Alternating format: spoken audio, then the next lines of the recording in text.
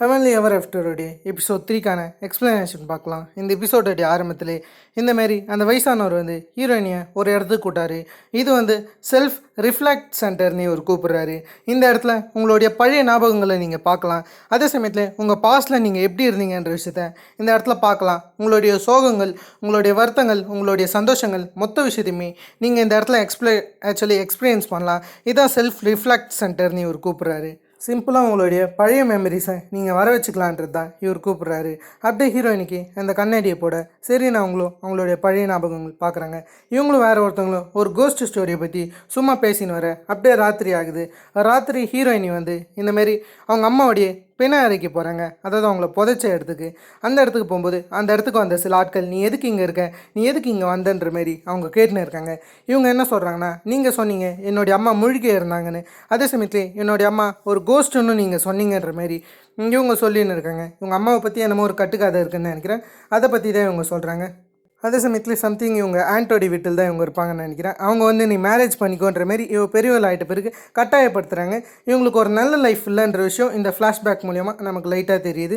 அதுக்கேற்ற மாரி இவங்க ஒரு இடத்துக்கு நடந்து போக அந்த இடத்துல எக்ஸ்கியூஸ் மீன்னு சொல்லிட்டு ஒருத்தர் யாருன்னு பார்த்தா அது ஹீரோ தான். அவர் வரது மட்டும் இல்லாமல் நீங்கள் எப்படி இருக்கீங்கன்ற மாரி கேட்க அந்த இடத்துல இருக்கிற ஹீரோயினுமே என்னுடைய பேர் ஒன்றும் அது கிடையாதுன்னு சொல்ல, அப்போனா நம்ம ரெண்டு பேரும் ப்ராப்பராக இன்ட்ரடியூஸ் ஆகிப்போமேன்ற மாரி இவர் சொல்லின்னு இருக்கேன். என்னுடைய பேர் தான் கோனாக் ஜோன்னு இவர் சொல்கிறாரு. இதில் எங்கேயுமே ஹீரோயினுடைய முகத்தை காமிக்க மாட்டாங்க, ஒன்லி அவங்க வாய்ஸ் மட்டும் தான் கேட்கும். இருந்தாலும் இந்த இடத்துல இவருமே நீங்கள் எங்கே போகிறீங்கன்ற மாரி சொல்கிறாரு. நம்ம வேணா காஃபி ஷாப்புக்கு போகலாமா இவங்க சொல்ல, இவங்க என்ன சொல்கிறாங்கன்னா எனக்கு இன்றைக்கி பிளைண்ட் டேட் இருக்குதுன்னு சொல்ல நல்லதுன்ற மாரி இவர் பேசின்னு இருக்காரு. அந்த இடத்துக்கு பஸ் வர பஸ்ஸில் இவங்களை ஏற்றி விட்றாரு. ஏற்றி விட்றதுக்கு முன்னாடி நீங்கள் எங்கே போகிறீங்கன்ற மாரி இவர் கேட்க இவங்க நம்சான் காஃபி ஷாப்னு சொல்ல சரி நான் அந்த இடத்துக்கு கண்டிப்பாக வருவேன்ற மாரி இவர் சொல்கிறாரு. நீங்கள் முதல்ல போங்க நான் அதுக்கப்புறம் வரேன்னு இவர் சொல்ல அப்படியே பஸ்ஸு வருது. பஸ்ஸு பின்னாடி இவர் வர்றாரு. அதுக்கு பேசாமல் இவர் பஸ்லேயே போயிருக்கலான்னு தான் சொல்வேன். அப்படியே அந்த பிளைண்ட் டேட் ஆளை காமிச்சா மண்டை முழுக்க வழிக்கையாக இருக்குது. அந்த பைபிள் வர கான்ட்ராக்ட்லாம் வைக்கிறான். இத்தனைக்கும் அதுக்குள்ளார அந்த இடத்துக்கு நம்ம ஹீரோ வராரு. வரது மட்டும் இல்லாமல் இந்த இடத்துல இந்த வயசானவர் யாருன்ற மாரி அவர்கிட்ட ஃபார்மாலிட்டியாக பேசிட்டு அப்படியே என்ன சொல்கிறாங்கன்னா நான் இந்தமாரி இவ்வளோ விரும்புகிறேன்ற மாரி சொல்கிறது மட்டும் இல்லாமல் அப்படியே கையை நீட்டுறாரு. கையை நீட்டுறது மட்டும் இல்லாமல் இந்த ஒரு வாட்டி மட்டும் நீ என் கையை பிடி, நான் உன்னை வேற ஒரு உலகத்துக்கு கூட்டின்னு போகிறேன், அந்த உலகம் ரொம்பவே நல்லாயிருக்கும், நீ என்னை நம்புன்ற மாதிரி இவர் கையை நீட்ட அவங்களுக்கு கையை கொடுக்க அப்படியே ஒரு நாள் இவங்க ரெண்டு பேரும் வீட்டில் இருக்கும்போது இந்த பக்கம் ஹீரோயினுடைய கை ரொம்பவே ஜில்லுன்னு இருக்கேன். அதை பார்த்துட்டு நான் உன்னுடைய கையை வாமாக்குறேன்னு சொல்லிட்டு அவர் அந்த கைக்கு ஊதியெல்லாம் கொடுப்பாரு. இதெல்லாம் நினச்சி அந்த பாட்டி சந்தோஷப்பட ஒரு சமயத்தில் இவருக்கு ஆக்சிடென்ட் ஏற்பட்டிருக்கும். அதை இவங்க பார்த்து ரொம்பவே வருத்தப்படுறாங்க. கடைசி வரைக்கும் அந்த பாட்டி மூஞ்சியை காட்டலையேன்ற மாதிரி தான் எனக்கு வருத்தமாக இருக்குது. எங்கான ஃபேஸை மட்டும் காமிக்க மாட்டேங்கிறாங்க. மேபி பட்ஜெட் ப்ராப்ளமாக இருக்கும்னு நினைக்கிறேன். அப்படியே இவங்களுடைய அந்த மொத்த மெமரிஸுமே வந்துட்டு போக அதோட இந்த கிளாஸ் எடுத்துறாங்க. இது எப்படி உங்களுக்கு இருந்துச்சுன்ற மாதிரி அவர் கேட்க இது ரொம்பவே நல்லா தான் இருந்துச்சு, ஆனால் இது ரொம்பவே பெயின்ஃபுல்லாக இருக்குது அந்த சில மெமரிஸ்லாம் என்னும்போது அதுக்கு தான் எங்ககிட்ட வேறு ஒரு இடம் இருக்குதுன்னு சொல்லிட்டு இவர் ஸ்ட்ரெயிட்டாக ஹீலிங் சென்டருக்கு கூட்டின்னு போகிறாரு. அங்கே ஓவரால் வித்தியாசமாக ஹீல் பண்ணுறாங்க. ஆர்ட்டு சோலு அது இதெல்லாம் ஹீல் பண்ணியிருக்காங்க. அந்த இடத்துல இருக்கிறவருமே இது உங்களை முழுமையாக ஹீல் பண்ணாது, ஆனால் உங்களை திருப்தியாக்கும்னு சொல்ல சரி நான் அதெல்லாம் ஃபினிஷ் பண்ணிட்டு இவங்க வெளியே வரும்போது அங்கே ஹீரோ இருக்கார். ஹீரோ நீ இந்த ஒரு வாட்டி மட்டும் என் கையை பிடி, நான் உன்னை வேறு ஒரு உலகத்துக்கு கூட்டின்னு போகிறேன், என்னை நம்புன்ற மாதிரி சொல்லிட்டு அப்படியே கூட்டிக்கிட்டு போக அந்த இடத்துல ரெயின்போ வருது. அந்த ரெயின்போவுக்கு நடுவில் ஏகப்பட்ட டாக்ஸ் வருது. அந்த டாக்ஸ் அவங்க ஓனரை தேடி தான் வருது. ஒவ்வொரு ஓனரை பார்த்தோன்னே அந்த டாக்ஸ் ரொம்பவே சந்தோஷமாகுது. இப்படி ஒரு ஹாப்பியான விஷயத்தை பார்த்துட்டு இவங்க அப்படியே வீட்டுக்கு வராங்க. வீட்டுக்கு வரும்போது நான் உனக்காக ஒரு சர்ப்ரைஸ் வச்சுருக்கேன்னு சொல்லிட்டு அவர் அப்படியே அவருடைய வீட்டை காமிக்க அந்த இடத்துல பார்த்தீங்கன்னா ஒரு பொண்ணு நின்றுன்னு இருக்காங்க. அதுக்கு மேலே போர்டில் என்ன எழுதியிருக்குன்னா நான் உன்னை ரொம்பவே விரும்புகிறேன்னு அவங்கள வர்ணிச்சு எழுதியிருக்கேன். அந்த இடத்துல நீங்கள் தான் கோனாக் ஜுவான்னு சொல்லிட்டு அந்த பொண்ணு ஹக் பண்ண அதுக்கு நடுவில் இப்படி இவங்க ரெண்டு பேருக்குள்ளார முட்டிக்கும். இந்த இடத்துல யார் இந்த பொண்ணுன்னு இவர் எக்ஸ்பிளைன் பண்ணியிருக்காரு. நான் இந்த பொண்ணை ஃபஸ்ட் டைம் சப்வேவில் தான் பார்த்தேன். அந்த இடத்துல நான் எதையுமே பார்க்கக்கூடாதுன்னு கண்ணை மூடின்னு இருந்தேன். நான் ஹெல்லுக்கு போயிடுவேணுன்னு பயந்தமாக இருந்தேன். ஆனால் அந்த சமயத்தில் நான் இந்த பொண்ணை தான் பார்த்தேன். எனக்கு திடீர்னு இவன் மேலே ஒரு ஃபீலிங்ஸ் வந்துச்சு, ஒரு கரிசனம் வந்துச்சு. அதே சமயத்தில் என்னால் அவளை பார்க்குறத நிறுத்தாமல் இருக்க முடியலன்னு இவர் சொல்ல அப்படி ஹெல்த் சென்டர் வருது. ஹெல்த் சென்டரில் எல்லாருமே ஹெல்லுக்கு போக அந்த சமயத்தில் இந்த பொண்ணுமே நான் இப்படி ஹெல்லுக்கு போக வேண்டியவதான்.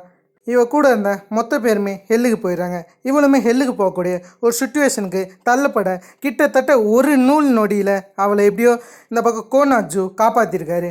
ஒரு செகண்ட் சான்ஸ் இருந்துச்சுன்றதுனால கோனாக்ஜு எப்படியோ தப்பிச்சாரு, இல்லைனா இவரும் ஹெல்லுக்கு இழுத்துன்னு போகப்பட்டிருப்பாரு. இருந்தாலும் இந்த இடத்துல அந்த பாட்டி இவங்கள மன்னிக்கிற மாரி இருந்தாலும் அந்த இடத்துல இவங்களுக்கு கோனாக்ஜுன்னு சொன்ன ஒரு வார்த்தை ஸ்ட்ரைக் ஆகுது.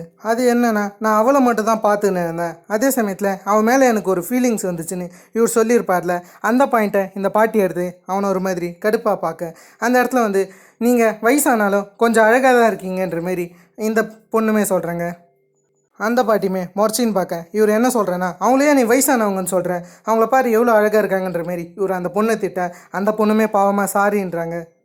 சரி அப்போனா நான் இங்கே இருக்கக்கூடாது தானே, நான் தப்பான இடத்துக்கு தானே வந்துட்டேனே, இவங்க போகலான்னு இருக்கும்போது எனக்கு தான் வீடே கிடையாது, எனக்கு என்னுடைய ஓன் நேம் கூட ஞாபகம் இல்லை, நான் ஏன் இங்கே இருக்கேன்ற மாரி இவங்க யோசிக்கிறாங்க. இவங்க ஃபஸ்ட் டைம் கண்ணை திறக்கும்போது சப்வேவில் தான் முடிச்சாங்களா, இவங்களுக்கு எந்தவித மெமரிஸுமே இல்லையா, இவங்க அந்த சப்வே விட்டு வெளியே போகும்போது ஒரே வெள்ளை கலராக இருந்த சில விஷயத்தை தான் பார்த்தாங்களா. அந்த சமயத்தில் இவங்களுக்கு ஒரே ஒரு நேம் தான் ஞாபகம் இருந்துச்சா, அதான் கோனாக்ஜுன் இவங்க சொல்ல. அப்படியே இந்த இடத்த விட்டு போகிறேன்னு தானே இவங்க சொல்லியிருப்பாங்க, அப்படியே இதே இடத்துல தூங்கிட்டாங்க. அதை பார்த்து இந்த பாட்டி வேறு கொஞ்சம் கடுப்பாகிறாங்க. அவங்களுமே நான் இங்கே கொஞ்சம் தூங்கிட்டேனான்றமே சொல்லிட்டு, நான் இந்த இடத்துல தூங்கிக்கலாமா, எனக்கு ரொம்பவே டயர்டாக இருக்குன்னு சொல்ல சரின்னு சொல்லிட்டு இவருமே ஸ்டோர் ரூமாட்ட ஒரு ரூம் இருக்குது, அந்த ரூமில் இந்த பொண்ணை போய் விட்றாரு. இப்படிலாம் இருக்க சமயத்தில் இவர் வந்து இவருடைய ஒய்ஃபை பற்றி சொல்கிறாரு. இவருடைய ஒய்ஃப் எப்படி பார்த்தாங்க, இவர் மேலே எவ்வளோ பாசம் வச்சுருக்காங்கன்ற மாதிரி அதெல்லாம் பற்றி இவர் எக்ஸ்பிளைன் பண்ணிட்டு வர இது மொத்தத்தையுமே வெளியே இருந்து அந்த பாட்டியுமே கேட்டுன்னு தான் இருக்குங்க. 1 செகண்டில் இவருக்கு அள்ளு விட்டுருச்சு. ஏன் இப்படி பேயாட்ட வெளியே நிற்கிறேன்னு போது, நீ என்னை பற்றி அவகிட்ட என்ன சொன்னேன்னு போது, நான் உன்னை பற்றி நல்ல விதமாக தான் சொன்னேன், நீ பெருசாக எதையும் கவலைப்படாதுன்னு சொல்லிட்டு அவங்களையும் எப்படியோ சாந்தம் படுத்தின்னு இருக்காரு. அந்த பாட்டிக்கு இன்னமும் பொறாமையாக இருக்குது. அதாவது அந்த பொண்ணு ரொம்ப எங்காக இருக்கா, அதே சமயத்தில் ரொம்ப அழகாக இருக்கால, அதில் உங்களுக்கு அந்த பொண்ணை பார்த்து ரொம்பவே பொறாமையாகுது. கிட்டத்தட்ட ராத்திரி தூங்குகிற சமயத்தில் கூட அந்த பொண்ணை பற்றி தான் யோசிச்சுன்னு இருக்காங்க. அதே சமயத்தில் இந்த பக்கம் அந்த பொண்ணு டிவி பார்த்துன்னு இருக்க இவங்க எழுந்து அந்த பொண்ணை பார்க்கும்போது அந்த பொண்ணு வந்து, நீங்கள் என்ன தூங்கலையா, நான் டிவி பார்க்குறது உங்களை எழுப்பிடுச்சேன், என்னை மன்னிச்சுக்கோங்க, உங்களுக்கு இன்சோமினியா வேறு ஏதாச்சும் பிரச்சனை இருக்கான்னு இவங்க கேட்க அதெல்லாம் எதுவும் இல்லைன்னு சொல்லு. சரி நான் போகிறேன்ற மாரி இவங்க ஸ்ட்ரெயிட்டாக அந்த இடத்த விட்டு போக சரின்னு சொல்லிட்டு இந்த பாட்டி டிவி உக்காந்து பார்க்குறாங்க. அப்படியே காலையில் காமிச்சா காலையில் இந்த பாட்டி வாஷ் பண்ணியிருக்காங்க. அந்த சமயத்தில் மொத்த ஜாமானுமே உடச்சிக்கின்னு இருக்கேன். அந்த சமயத்தில் இந்த பொண்ணாக இருந்தாலும் சரி அந்த பக்கம் நின்று இருந்த கோனாக்ஜுனும் செமையாக பயந்து வெளியே விட இந்த பாட்டி வந்து அப்படியே கீழே சில பர்பிள் கலரில் இருக்குது, அதை எடுத்து பார்க்க அதில் இவங்க பேசுன மொத்த விஷயமும் டெலிகாஸ்ட் ஆகுது. இது மொத்தமும் என்னன்ற விஷயத்தை இங்கே யோசிக்கிறாங்க. இதை பற்றி கோனாக்ஜுன் கிட்டே கேட்க கோனாக்ஜுன் என்ன சொல்கிறேன்னா, இது வெறும் விசிட்டிங் தான், இது வந்து நரகத்துக்கு போகிறதுக்கான ஒரு விசிட்னு சொல்கிறாரு, இதேமாரி அதிகமாக கிடச்சி நம்ம நரகத்துக்கு போய்டுவோன்னு இவர் சொல்ல மேக்ஸிமம் எத்தனை கிடைக்கணும்னு இவர் கேட்குறாரு. இது வானத்துலேருந்து கீழே விழணும் கோக்னாக்ஜுன் சொல்ல அந்த சமயத்தில் பார்த்தா 6 கிடைக்கணும், இன்னும் 2 தான் இந்த பாட்டிக்கு வாய்ப்பு இருக்குது, இன்னும் 2 கிடச்சுன்னா இந்த பாட்டி நரகத்துக்கு போயிடுவாங்க. இவங்க அந்த பொண்ணை பார்த்து ரொம்பவே பொறாமப்பட்டாங்களே, அதால் தான் இந்த 4மே இவங்களுக்கு கிடச்சிருக்கு. இன்னும் 2 கிடச்சுன்னா இந்த பாட்டி நரகத்துக்கு போயிடுவாங்க. அந்த சமயத்தில் ஒன்றுமே தெரியாமல் இந்த பொண்ணு வந்து எனக்கு என்னாச்சும் ஒரு பேர் வேணும்னு சொல்ல அந்த இடத்துல இந்த பாட்டி கிராப்புன்னு சொல்ல இவங்களும் சரின்னு கிராப் தான் என்னோட நேம், ரொம்ப அழகாக இருக்குன்னு உள்ளார போக இந்த இடத்துல கோனாக்ஜுனும், உனக்கு என்ன பைத்தியமா, நீ எதுக்கு அவளை கிராப்புன்னு கூப்பிட்ற, அப்படி கூட்டம் இன்னும் பிரச்சனை ஆகிடும், உனக்கு இன்னும் 2 வேணும்னு ஆசைப்பட்றியா, நீ ஹெல்லுக்கு போகணும்னு ஆசைப்பட்றியா, நீ கொஞ்சம் அமைதியாக இருன்னு சொல்ல அந்த பாட்டியுமே நான் நரகத்துக்கு போயிடுவேன் வருத்தமாக இருக்கேன். அந்த இடத்துல கோனாக்ஜுன் நீ என்னை நம்புன்னு சொல்ல அதே சமயத்தில் இவர் இந்த பொண்ணோட வெளியே நடந்து வராரு. இந்த பொண்ணு கையில் அம்பர்லா இருக்க, எதுக்கு நீ அம்பர்லா வச்சுருக்குன்னு இவர் கேட்க இவங்க என்ன சொல்கிறாங்கன்னா, மேலே பாரு எவ்வளோ மேகமூட்டமாக இருக்குது, மழை பெய்ய வாய்ப்பு இருக்குன்னு இவங்க சொல்ல அப்படியே ஒரு மேலே பார்த்தா ரொம்ப தெளிவாக இருக்குது, மழை பெய்ய 100% வாய்ப்பே கிடையாதுன்னு இவருக்கு தெரியுது. சரின்னு சொல்லிட்டு அதை விட்டுட்டு இவர் ஹெவன் சென்டருக்கு போகிறாரு. அந்த இடத்துல இவர் இந்த பொண்ணை ஒரு இடத்துல உட்கார வைக்கிறது மட்டும் இல்லாமல் அவளுக்காக ஃபுட்டை தந்துட்டு அந்த இடத்த விட்டு போக அதுக்குள்ளார ஒரு 3 டாக்ஸ் இருக்கும். அந்த டாக்ஸ் இந்த இடத்துக்கு வந்துடுறாங்க. வரது மட்டும் இல்லாமல் இவ கூட பேச்சு கொடுத்துன்னு இருக்காங்க. உன்னுடைய ஓனர் என்ன உன்னை தவிக்க விட்டு ஓட்டானா, உன்னுடைய ஓனர் உனக்கு உத்தரவு போட்டானா, அவன் உன்னை கட்டாயப்படுத்துகிறானான்னு இவங்க இப்படி பேசின்னு இருக்கேன். அதே சமயத்தில் இவர் ஒருத்தர் பார்க்கறது மட்டும் இல்லாமல் எனக்கு ஒருத்தவங்களுடைய டீட்டெயில் தேவைன்னும் போது அவங்க பேரை சொல்லுங்கள் அப்புறம் தேடுறன்னும் போது அவங்க பேர் எனக்கு தெரியாதுன்னு சொல்ல, அப்படியா தெரியாமல் என்னால் எப்படி தேட முடியும் போது அவங்களுக்கு அவங்கள பற்றியே தெரியாதுன்னும் போது இது ரொம்பவே காம்ப்ளிகேட்டடான விஷயம், இதை நீங்கள் முன்கூட்டியே சொல்லியிருக்கணும். இந்த மாதிரியான ஆட்கள் இந்த மாதிரி ஹெல்லுக்கு போகிறது ஹெல்லுலேருந்து ஓடி வந்தவங்களாக தான் இருப்பாங்க. இந்த விஷயம் மட்டும் மேல்துறைக்கு தெரிஞ்சிச்சுன்னா ஒரு மிகப்பெரிய ஆபத்தாகும். இந்த மாதிரி ஹெல்லேருந்து இந்த மாதிரி ஹெவனுக்கு தப்பிச்சு வந்தால் ஒரு மிகப்பெரிய பிரச்சனை ஏற்படும். அதே அதே சமயத்தில் அவங்க தப்பிச்சு வந்ததுனால அவங்களுடைய மெமரிஸ் வந்து கொலாப்ஸ் ஆகிருக்க வாய்ப்புகள் இருக்குன்னு இவங்க சொல்கிறாங்க. அதால் தான் மெமரி லாஸ் ஆகிருக்குன்னு சொல்ல அந்த பொண்ணை நான் பார்க்கலாமான்னு போது அந்த பொண்ணு இங்கே இல்லைன்ற மாதிரி எப்படி ஹீரோ மழுப்பிட்டு வந்துடுறாரு. அப்படியே இந்த 3 டாக்ஸையும் காமிச்சா இவங்க என்ன சொல்கிறாங்கன்னா, நீ ஹெவனில் இருக்க வேண்டியவளே கிடையாது தானேன்னு சொல்கிறாங்க. கரெக்டாக எப்படின்னு பார்த்தா நோந்தே எல்லாத்தையும் கண்டுபிடிச்சிட்டானுங்க போல். அது மூலயமா நீ ஹெல்லுலேருந்து ஓடியாந்தது தானே, இதால் ஏகப்பட்ட பிரச்சனைகள் நடக்கணும். அந்த நாய்ங்க வந்து நோந்தே இந்த பொண்ணை பற்றி எல்லாத்தையுமே கண்டுபிடிச்சிட்டாங்க. அது மட்டும் இல்லாமல் நீ எப்படி பாட்டவன்ற மாரி கேட்குறாங்க. ஒன்றுமே இவன் நாயின்னு நினச்சின்னு தான் இவங்க கேட்குறாங்க. உன்னுடைய ஓனர் பண்ண தப்புலாம் உன்கிட்ட வந்துடுச்சான்ற மாரி இவங்க பேசின்னு இருக்கேன். சரின்னு சொல்லிட்டு இந்த இடத்த விட்டு அந்த டாக்ஸுமே போக அப்படியே நம்ம ஹீரோவும் வந்துடுறாரு. அப்படியே இவளை வீட்டுக்கு கொண்டு போக வீட்டுக்கு வெளியே அந்த பாட்டி காத்துன்னு இருக்காங்க. இவங்க வர வரைக்கும் அந்த இடத்துல ஹீரோ வந்தவொடனே ஷூலேஸ் கட்டுற மாரி நடிக்க அந்த பொண்ணு உள்ளார போயிட்டு அப்படியே வெளியே வந்து இவனுடைய பேர் சோமி, இதை இவர் தான் வச்சாருன்ற மாதிரி சொல்கிறாங்க. அதே சமயத்தில் இதுக்கான அர்த்தம் என்னென்னா, இந்தமாரி பியூர் அண்ட் ஒயிட்டாக இருக்கிறது தான் இதுக்கான அர்த்தம் ஒரு வகையில் பியூட்டிஃபுல்னு சொல்கிறாங்க. இதுக்கு மேலே இந்த பொண்ணை நம்ம சோமினே மெயின்டைன் பண்ணிப்போம்.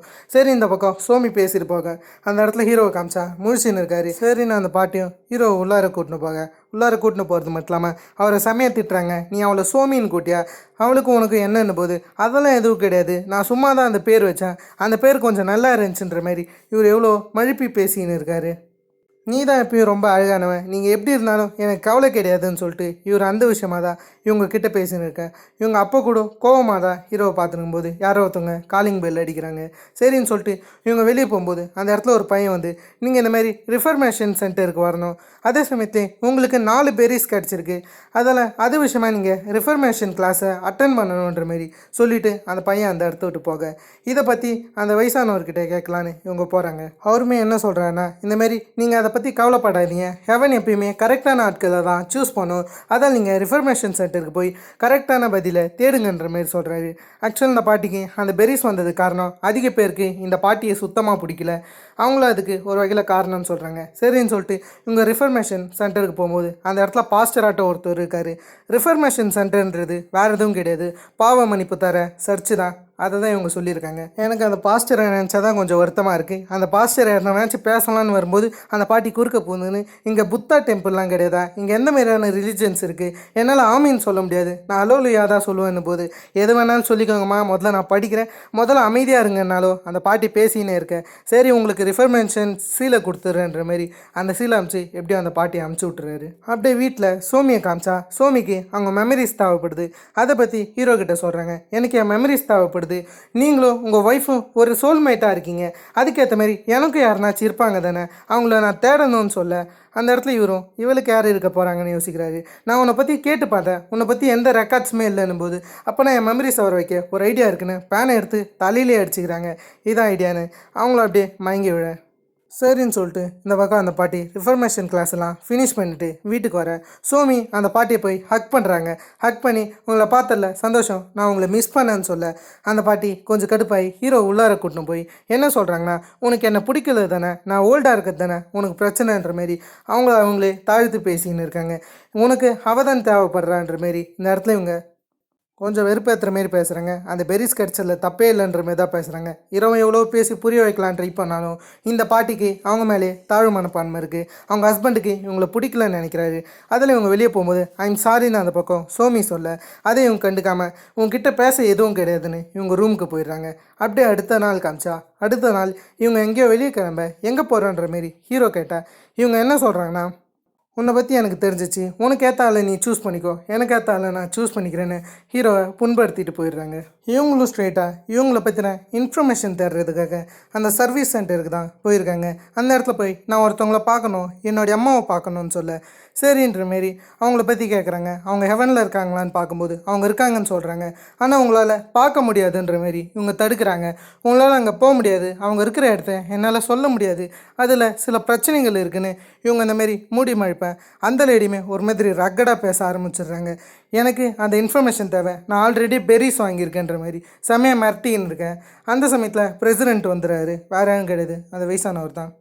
அவர் வரது மட்டும் இல்லாமல் நீங்கள் உங்கள் அம்மாவை பார்க்கணுன்னு ஆசைப்பட்றீங்களேன்னும் போது அவங்களும் ஆமான்னு சொல்ல, சரி நான் பெருசாக எதுவும் கேட்காம உங்களுடைய ஆசையை நிறைவேற்றுறேன், உங்கள் அம்மா இருக்கக்கூடிய இடத்த நான் சொல்கிறேன்ற மாதிரி சொல்ல, இவங்களுமே தேங்க்ஸ்ன்னு சொல்கிறாங்க. அதுக்கேற்ற மாரி இவங்க ரீசனுமே சொல்ல, சரின்னு சொல்லிட்டு இவங்க அம்மா இருக்கக்கூடிய அந்த அட்ரஸை இவங்க கிட்டே தராங்க. அதுவும் ஹெவன்லேயே டிஃப்ரெண்ட்டான ஹெவன் இருக்கான். இவங்க பஸ் ஸ்டேஷனுக்கு போகிறாங்க. 1950 ஹெவனுக்கு தான் இவங்க போகணும். அதுக்கேற்ற மாரி 1950 ஹெவனுக்கு போக இவங்க போகிற மொத்த விஷயத்தையுமே அந்த பிரசிடெண்ட்டும் பார்த்துன்னு தான் இருக்காரு. அந்த சமயத்தில் வெளிச்சமாக இல்லைன்னு அந்த பாட்டி பேச, சரி இவரும் அந்த இடத்துக்கு மூணை கொண்டாடுறாரு. மூணை கொண்டாந்து அந்த பாட்டிக்கு வெளிச்சத்தை கொடுக்க, அப்போ கூட அந்த பாட்டி இந்த வெளிச்சம் பார்த்தல என்னால் போக முடியலன்னும் போது அவர் அந்த இடத்தையே வெளிச்சமாக மாற்றிடுறாரு. அதாவது சூரியனை வர வச்சிடுறாரு. அட பாவீங்களா, பூமியில் தான் கரப்ஷனை பண்ணுறீங்கன்னு பார்த்தா கடைசியில் ஹெவன்லேயும் கரப்ஷன் தான் பண்ணியிருக்காங்க. அது வகையில் சூரியன் எப்போ வரணும் எப்போ மறையணும்னு இவங்க தான் டிசைட் பண்ணுறது என்னமோ. அது வகையில் இவங்களும் ஸ்ட்ரெயிட்டாக இவங்க அம்மாவுடைய வீட்டுக்கு அந்த இடத்துல ரெண்டு பேரும் ஒருத்தர் பார்த்துக்கிறாங்க. ரெண்டு பேருக்குள்ள ஒரு ஃபீலிங்ஸ் இருக்கு. அப்படியே ரெண்டு பேரும் ஹக் பண்ணிக்கிறாங்க. அந்த இடத்துல வந்து இவங்க ரெண்டு பேரும் இவங்களுடைய ஸ்டோரிஸை பற்றி பேசிக்கிறாங்க. அந்த இடத்துல அவங்க அம்மாவுமே உன்னுடைய ஹஸ்பண்ட் எங்கே, உன்னுடைய ஹஸ்பண்டோட வரலையான்ற மாரி இந்த இடத்துல இவங்க கேட்டுன்னு இருக்காங்க. நான் அப்போ பார்த்த மாரி தான் நீ இப்பயும் இருக்குன்ற மாரி அவங்க அப்படி பேசினிருக்கேன். உங்களுக்கு எப்படி எனக்கு ஹஸ்பண்ட் இருக்கிற விஷயம் தெரியும்னு கேட்டால் அந்த இடத்துல இவங்க கிட்ட கார்டு இருக்குது. இந்த மாதிரி உங்களுடைய வெட்டிங் கார்டு இருக்குது, இது மூலியமாக தான் தெரியும்னு சொல்கிறாங்க. கிராண்ட் மதர் மூலியமாகவும் தெரியும்னு இவங்க பேசிக்கிறாங்க. அந்த மாதிரிலாம் இவங்க பேசின்னு இருக்கேன். நான் உனக்கு சாப்பாடு செஞ்சு தரேன்னு இவங்களுக்கு சாப்பாடு செஞ்சு தந்தேன்னு அகெயின் இந்தமாரி சந்தோஷமாக இவங்க பேசின்னு இருக்காங்க. அப்படியே நமக்கு ஹீரோவை காமிச்சா ஹீரோ இந்தமாரி பூமிக்கு போயிருக்காரு. பூமிக்கு போகிறது மட்டும் இல்லாமல் அங்கே ஒரு டெலிஃபோன் பூத்தில் இவருடைய பழைய மெமரிஸ் எடுக்கிறாரு. இவங்க அம்மா அப்பா அவங்கள பற்றின மெமரிஸை இவர் எடுக்க அந்த இடத்துக்கு ஒரு சின்ன பையன் வரான். அந்த சின்ன பையனால் இவரை பார்க்க முடியும். இவருமே உன்னால் என்னை பார்க்க முடியுதா, இந்த விஷயத்த ப்ளீஸ் யார்கிட்டையும் சொல்லிடாத, உன்னோடைய பேரண்ட்ஸ் கிட்ட நீ போன்னு சொல்ல. அந்த சின்ன பையனுமே எனக்கு பேரண்ட்ஸ் கிடையாது, என்னுடைய அம்மா ஹெவனில் இருக்காங்க, அவங்கள நான் ரொம்பவே மிஸ் பண்ணுறேன்னு சொல்ல, ஓ அப்படியான்ற மாரி நான் இந்த மெசேஜை கண்டிப்பாக உங்கள் அம்மா கிட்ட சொல்கிறேன்னு ப்ராமிஸ் பண்ணு. அவர் அப்படியே பிரசிடென்ட் ஆஃபீஸ்க்கு போக அந்த இடத்துல பிரசிடென்ட் வராரு. பிரசிடென்ட் என்ன சொல்கிறேன்னா, உனக்கு மற்றவங்கள பற்றி ரொம்ப கவலைப்படுற குணம் இருக்குது, அதால் தான் நீ ஹெவனில் இருக்க. நீ இந்தமாரி அடிக்கடிக்கு உன்னுடைய ஒய்ஃபை பூமியில் போய் பார்த்ததானும் போது அதுக்கேற்ற மாரி இவருடைய ஒய்ஃபை அடிக்கடிக்கு பூமியில் தூரத்துலேருந்து பார்த்துருக்காரு. இந்த விஷயம் பிரசிடென்ட்டுக்கும் தெரியும். இருந்தாலும் அவர் இதை பெருசாக கண்டுக்காமல் இதை அலோவ் பண்ண தான் செஞ்சுருக்காரு. இத்தனைக்கு ஒரு ஹீரோ அப்ரிஷியேட் பண்ணுறாரு. நீ உண்மையை ஒத்துக்கிறதுக்கு ரொம்ப நன்றின்ற மாரி இந்த இடத்துல இவர் சொல்ல, அப்படியே இந்த பக்கம் ஹீரோயினியை காமிச்சா அவங்க இந்த பக்கம் அவங்க அம்மாவோட படுத்துன்னு இருக்காங்க. படுத்துன்னு இருக்கும்போது அந்த இடத்துல உங்களை பற்றின ஸ்டோரியை நான் தெரிஞ்சுக்கலாமான்ற மாரி சொல்ல, என்னை பற்றின கதையா, அதை கண்டிப்பாக நீ தெரிஞ்சுக்கினே தீரணுமான்ற மாரி இந்த அம்மா பேசுகிறாங்க.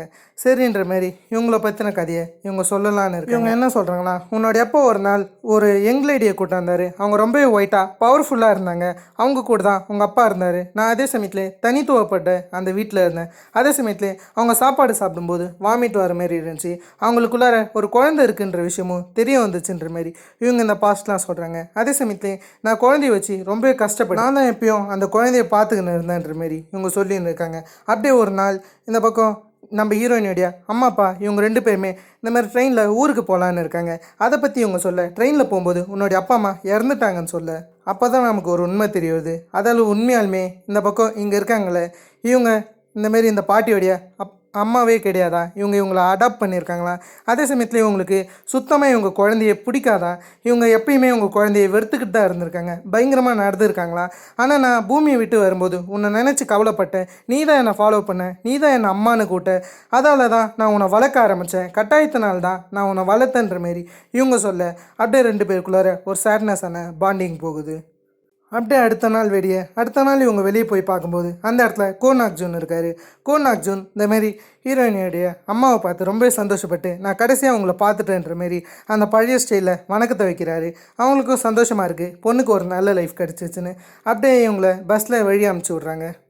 இவங்களும் அப்படியே பேசிக்கிட்டு நடந்து போகிறாங்க. உன்னோடைய அம்மா ரொம்ப ஸ்வீட்டாக இருந்தாங்கன்ற மாரி அதெல்லாம் பேசிவிட்டு அந்த சில பழைய ஞாபகங்கள்லாம் பேசிவிட்டு இப்படியே நடந்து போக அப்படியே ரெண்டு பேருக்குள்ளார ரொமான்டிக் டச் இருக்கும்போது இவர் அப்படியே இவங்கக்கிட்ட கையை கொடுக்க இவங்களுக்கு கையை பிடிச்சின்னு போக, அப்படியே இந்த பக்கம் சோமியை காமிச்சா சோமி இந்த பக்கம் வெளியே என்னமோ ஒரு சத்தம் கேட்குதுன்னு வர, திடீர்னு அந்த இடத்துல ஃப்ளவர்ஸை ரசிச்சுக்கிட்டு இருக்கும்போது பின்னாடி ஒரு பிளாக் கலர் ஸ்ப்ரீட் வருது. அதாவது ஹெல்லுலேருந்து ஒரு ஸ்ப்ரீட் வருது. அந்த ஹெல்லில் அந்த ஸ்ப்ரீட் சோமியை தேடி வந்திருக்கு. ஏன்னா அந்த ஸ்ப்ரீட் சோமியை தான் இப்போதைக்கு பிடிக்கணும்னு நினைக்குது. ஏன்னா சோமி நான் இப்படி ஹெல்லுக்கு போக வேண்டியவங்க, அவங்க ஹெவனில் இருக்காங்க. இதால் ஹெவனில் ஏகப்பட்ட குழப்பங்கள் ஏற்படலாம். அதில் இப்போதைக்கு ஹெல்லில் இருக்கிற ஸ்ப்ரீட்லாம் சோமியை தேட ஆரம்பிக்குது. இது எந்த மாரி நெக்ஸ்ட் எபிசோடில் வெடிக்க போகுதுன்றதை நம்ம நெக்ஸ்ட் எபிசோடை பார்த்து தெரிஞ்சுக்கலாம். கண்டிப்பாக உங்களுக்கு இந்த எபிசோட் பிடிச்சிருக்குன்னு நினைக்கிறேன். இதை வேணா உங்களை வேறு ஒரு தன்னால் ஆசமான வீடியோவில் சந்திக்கிற வரைக்கும் ஆஃப் அண்ட் கைஸ் வர்த்தேன்.